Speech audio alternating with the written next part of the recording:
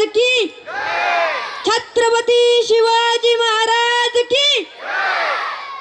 आदिशक्ती आदी माया आदी तुळजा भवानी आणि या आदिशक्ती आदी मायेचं वात्सल्य मांगल्य आणि पावित्र्य माणसाच्या रूपाला घेऊन येणाऱ्या राष्ट्रमाता राजमाता मा जिजाऊसाहेब, या महाराष्ट्राच्या मातीमध्ये, या हिंदुस्थानाच्या मातीमध्ये ज्यांनी स्वराज्य स्थापनेचा कारखाना उभारला असे छत्रपती शहाजी महाराज, या मातीमध्ये ज्यांनी अवघं 32 दाताचं बोकड उभं पाडलं असे छत्रपती शिवाजी महाराज, आपल्या या महाराष्ट्राच्या मातीला, आपल्या या महाराष्ट्राच्या मातीला, मातीतल्या प्रत्येक कणाला, मातीत जगणाऱ्या प्रत्येक माणसाला शेवटच्या श्वासापर्यंत कसं लढावं असे शिकवणारे माझे धर्मवीर छत्रपती संभाजी महाराज, संत श्रेष्ठ संत सेवालाल महाराज, सत्यशोधक महात्मा फुले आणि डॉक्टर बाबासाहेब आंबेडकर यांना त्रिवार वंदन करतो आणि मी माझ्या भाषणाला सुरुवात करतो। आदरणीय व्यासपीठावर उपस्थित आजचे प्रमुख पाहुणे, माझे गुरुजन वर्ग, तमाम शिवबंधू आणि भगिनींनो आणि माझ्या पुढे जमलेले सर्व शेतकरी मायबाप, आपणा सर्वांना माझा मानाचा जय शिवराय। मित्रांनो, आज आपल्या ज्ञानतीर्थ इंग्लिश स्कूलमध्ये स्नेहसंमेलनाचा कार्यक्रम आहे। या संमेलनाच्या कार्यक्रमानिमित्त मला भाषण करण्याची संधी दिली त्याबद्दल मी ज्ञानतीर्थ इंग्लिश स्कूलचे आभार मानतो। मित्रांनो, माझ्या भाषणाचा विषय आहे आदर्श राजा छत्रपती शिवाजी महाराज। छत्रपती शिवाजी महाराज म्हणजे काय? मित्रांनो, शिवनेरीचे पहिले 2 अक्षर आणि रायगडाचे पहिले 2 अक्षर। शिवनेरीचे पहिले 2 अक्षर शिव, रायगडाचे पहिले 2 अक्षर राय, या दोघांचं मिळून एक असं सुंदर अलौकिक अक्षर तयार होतं शिवराय। शिवराय म्हणजे काय?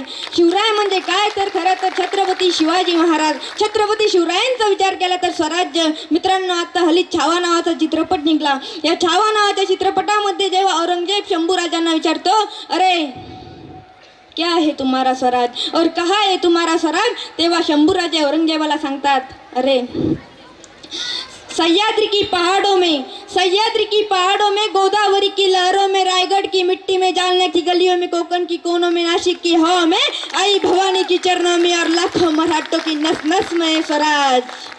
जिस स्वराज को तू मिटाने चला है औरंगजेब, वह स्वराज तेरे बाप की सल्तनत नहीं, वो छत्रपती शिवाजी महाराज की सोच है, वो छत्रपती शिवाजी महाराज की सोच है। मित्रांनो, स्वराज्य म्हणजे काय? खरं तर स्वराज्य म्हणजे काय तर बलुतेदार जातीतली समाजातली पोरं एका राजाच्या पाठीमागे उभा राहिली। त्या राजाच्या जीवावर त्यांनी स्वराज्याचं स्वप्न पाहिलं आणि त्या राजाच्या बळावर त्यांनी ते स्वप्न पूर्ण केलं। ते स्वप्न म्हणजे काय? ते स्वप्न म्हणजे स्वराज्याचं, अखंड हिंदुस्थानाचं, हिंदवी स्वराज्याचं स्वप्न। मित्रांनो, या स्वराज्यासाठी, आपल्या महाराष्ट्राच्या मातीसाठी कित्येकांनी बलिदान दिले। तानाजी मालुसरे मित्रांनो आले एकदा राजांना भेटायला आणि म्हटले, राजा रायबच लगीन काढलाय बर का राजा, तुम्हाला रायबच लग्न यायला लागतं बर का राजा, जोपर्यंत तुम्ही सपत्नी रायबाच्या अंगावर अक्षता टाकत नाही ना राजा, तोपर्यंत तानाजी काही रायबच लगीन करीत नसतोय बर का राजा।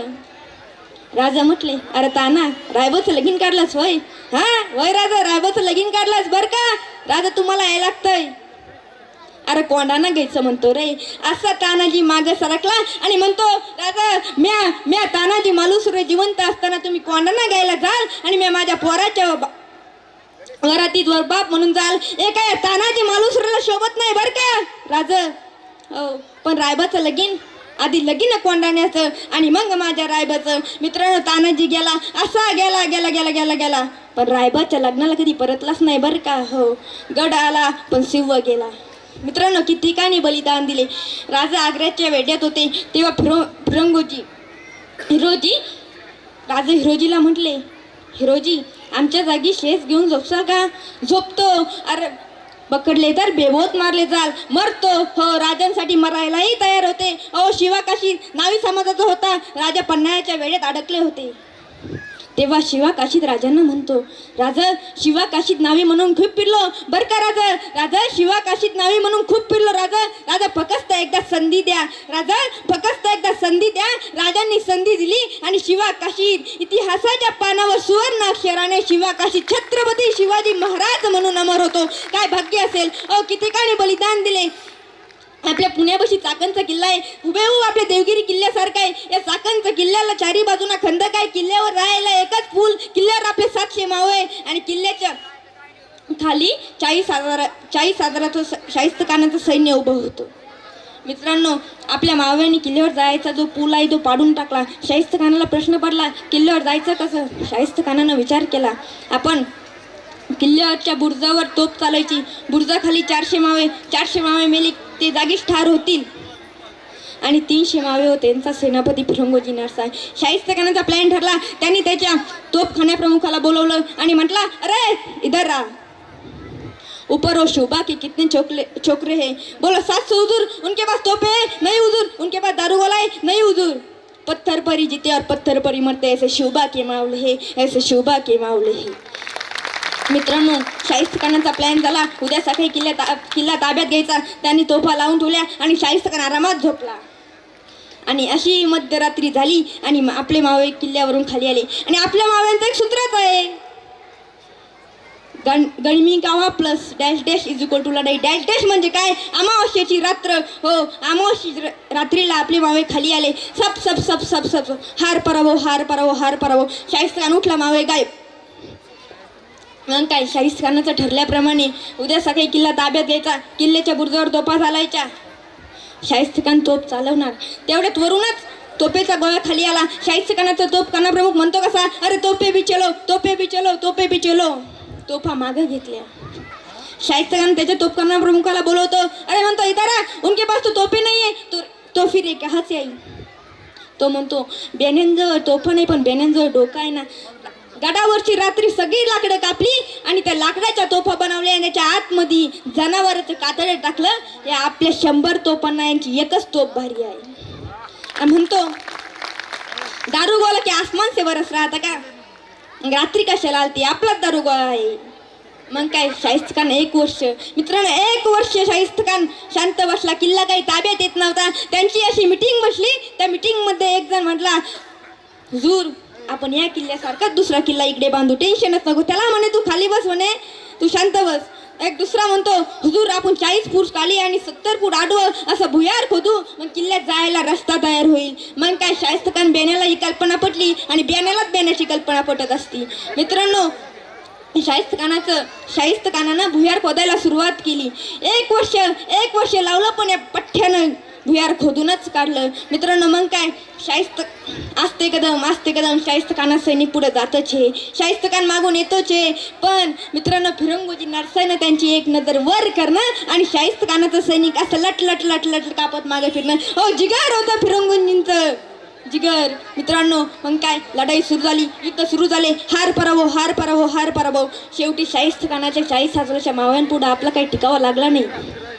त्या ठिकाणी आपला पराभव झाला. फिरंगोजी नरसाई उरले. शाहिस्तखान वर आला. किल्ल्याचा परिसर पाहिला. फक्त काय, 2 बुर्ज 4 भिंती, 2 बुर्ज आणि 4 भिंती पाहून शाहिस्तखान फिरंगोजींना म्हणतो, काय रे, फक्त या 2 भिंतीसाठी, 2 बुर्जासाठी आणि 4 भिंतीसाठी तुम्ही मरायला तयार झाले. तेव्हा फिरंगोजी म्हणतात, अरे शाहिस्तखाना, आम्ही या 4 भिंतीसाठी आणि 2 बुर्जासाठी नव्हे, तर या दगडांना आमच्या राजाचा स्पर्श झाला होता रे, त्यासाठी आता लोक लढत होतो.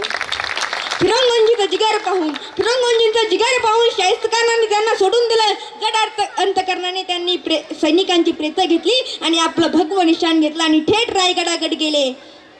आणि मित्रांनो, थेट महाराजांकडे गेले. महाराजांना म्हणतात, राजा म्या कम नशिब्यानं गड गमावला बरं का. राजा, म्या कम नशिब्यानं गड गमावला. जी काय शिक्षा द्यायची ना राजा, ती या फिरंगोजीला द्या. म्या गमावला गड राजा, म्या गमावला.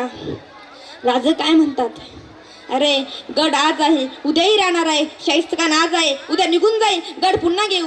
हरलेल्या सैनिकांमध्ये नवचैतन्य कसं पेरायचे हे राजांनी इथल्या रयतेला शिकवलं होतं. पण आजची रयत काय करते, तर 10वी मध्ये नापास झाला, कर आत्महत्या. 12वी मध्ये नापास झाला, कर आत्महत्या. अरे आपण तर महाराजांचा वारस सांगतो ना, महाराजांनी असं केलं असतं तर चाललं असतं का हो. 10वीचा पेपर नापास झाला, 12वीचा पेपर नापास झाला, JEE UPSC नीट असे पेपर नापास झाले म्हणून काय आत्महत्या करायची का. नाही, आपण कोणत्या देशात जन्माला आलोय. अहो, महाराष्ट्राचं वर्णन करताना काय करताय, राखड देशा, कणखर देशा, महाराष्ट्र देशा. या अशा राखड देशामध्ये, कणखर देशामध्ये शिवरायांचा, शंभूराजांचा जन्म झालाय.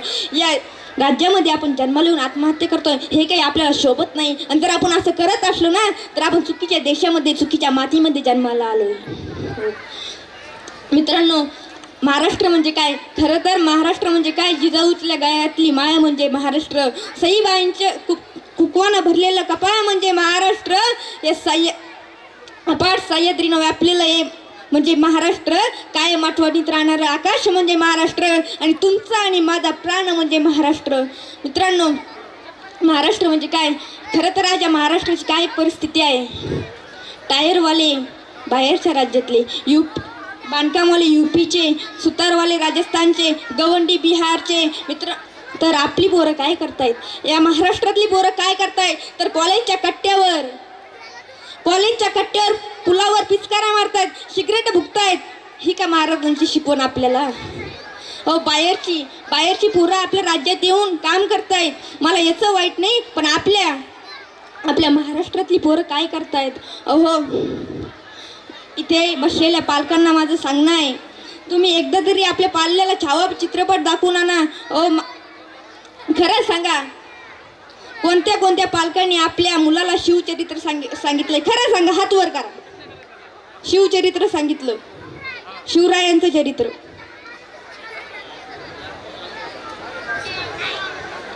फक्त 2च हात वर झाले. एवढ्या मोठ्या महाराष्ट्राचं दैवत छत्रपती शिवाजी महाराज, आणि इथे हजारोच्या गर्दीत असले तुम्ही, तुमच्यातून फक्त 2-3च हात वर होत आहे. आपल्याला थोडीशी लाज वाटायला पाहिजे. खरं सांगतोय, आपल्याला थोडीशी लाज वाटायला पाहिजे. आपण आपल्या मुलाला शिवचरित्र सांगायला पाहिजे. शिवाजी महाराज आणि संभाजी महाराज डोक्यावर मिरवायला नाही पाहिजे, आपल्या हृदयात मिरवायला पाहिजे. हे डोक्यावर नाही तर आपल्या हृदयात मिरवायला पाहिजे. मित्रांनो, जगाच्या पाठीवरती चारित्र्य संपन्न राजा म्हणजे छत्रपती शिवाजी महाराज. छत्रपती शिवाजी महाराज म्हणजे चारित्र्य संपन्न राजा. अनेक राजांनी महलं बांधली, पण माझ्या राजांनी गडदुर्ग बांधली. याचं कारण काय? त्या राजांनी त्या महलामध्ये बाया नाचवल्या आणि माझ्या राजांनी या गडदुर्गामध्ये बाया वाचवल्या. मित्रांनो, हो, दुश्मनाला सुद्धा अभिमान होता. दुश्मन सुद्धा सांगत होता, तुम्हाला माहित असेल, शाहिस्तेखानाची बोटं छाटली तेव्हा त्याची बहीण त्याच्याकडे येते आणि म्हणते, हुजूर उस नरादम शिवा ने मेरी छोटी बेटी को उठा कर ले गया है हुजूर. तेव्हा शाहिस्तेखान काय म्हणतो? पगली तू चुप कर, पगली तू चुप कर. ओ सिवा है सिवा, ओ किसी की उंगली काट सकता है, किसी का हाथ काट सकता है, किसी की गर्दन मान सकता है, लेकिन किसी औरों की बहन या बेटी पर कभी हाथ नहीं डाल सकता. ओ सिवा है सिवा. हो मित्रांनो, पोरं म्हणतात मला शिवाजी महाराजांसारखं व्हायचं आहे, मला संभाजी महाराजांसारखं व्हायचं आहे. तर त्यांना माझं एक सांगणं आहे, ज्याला बाईतली ताई कळाली तो मुक्ताईचा ज्ञानदा झाला. ज्याला बाईतली ताई कळाली तो मुक्ताईचा ज्ञानदा झाला. ज्याला बाईतली पत्नी कळाली तो सीतेचा राम झाला. ज्याला बाईतली पत्नी कळाली तो सीतेचा राम झाला. आणि ज्याला बाईतली आई कळाली ना, तो माझ्या जिजाऊचा शोभा झाला. आत्ताच मध्यंतरी पुष्पा नावाचा पिक्चर निघाला. त्या पुष्पा नावाच्या चित्रपटामध्ये मग झुकेगा नाही साला या डायलॉगची आमची काय महाराष्ट्राची पोरं फॅनच झाली. पण त्यांना एक सांगणं आहे, हो, छावा चित्रपट बघा. माझ्या शंभू राजानं सोसलेला वनवास, रामानं सोसलेला 14 वर्षाचा वनवास आणि त्यांचा 40 वर्षाचा वनवास बराबरी करतोय. मित्रांनो, जसं केळीची आणि ओसंब्याची साल्ट काढतात त्याप्रमाणे माझ्या राज्याचं अंगावरचं मांस खाल्लंय, त्याला मीठ लावलंय. मित्रांनो, नख काढली तरी तोंडात काय? जगदंब जगदंब जगदंब. हो, जीभ छाटली तरी जगदंब जगदंब जगदंब. मित्रांनो, शेवटी गर्दन मांडली, पण माझ्या राजानं धर्म काही सोडला नाही. तुकोबाराय उगाच नाही म्हणत, धर्म रक्षविण्यासाठी देवा सही अटी जन्म घेतला. हो मित्रांनो, आत्ता बाहुबली नावाचा चित्रपट निघाला. या बाहुबली नावाच्या चित्रपटामध्ये लोक म्हणतात बाहुबली सारखा राजा नव्हता, देवी शिवकामिनी देवी सारखी राजमाता नव्हती आणि कटप्पा सारखा मामा नव्हता. तर त्यांना माझं सांगणं आहे, आवर्जून सांगणं आहे, आमच्या महाराष्ट्रातल्या शिवरायांचं शिवचरित्र वाचा. त्यामध्ये तुम्हाला कळेल शिवरायांसारखा राजा नव्हता. राष्ट्रमाता राजमाता जाऊसाहेबांसारख्या राजमाता नव्हत्या आणि सरसेनापती सर लष्कर हंबीरराव मोहिते यांच्यासारखे मामा नव्हते. मित्रांनो, शिवबा म्हणजे काय? शिवबा म्हणजे काय तर जिजाऊच्या पोटी जन्मलेला निरागस बाळ म्हणजे शिवबा.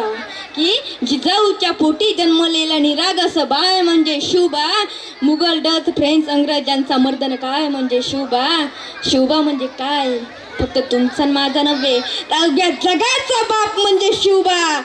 या ठिकाणी मी माझे 2 शब्द थांबवतो. बोलण्यासारखं खूप काही आहे पण वेळेचं आणि काळाचं भान ठेवून मी या ठिकाणी थांबतो. जय जिजाऊ, जय शिवराय, जय स्वराज.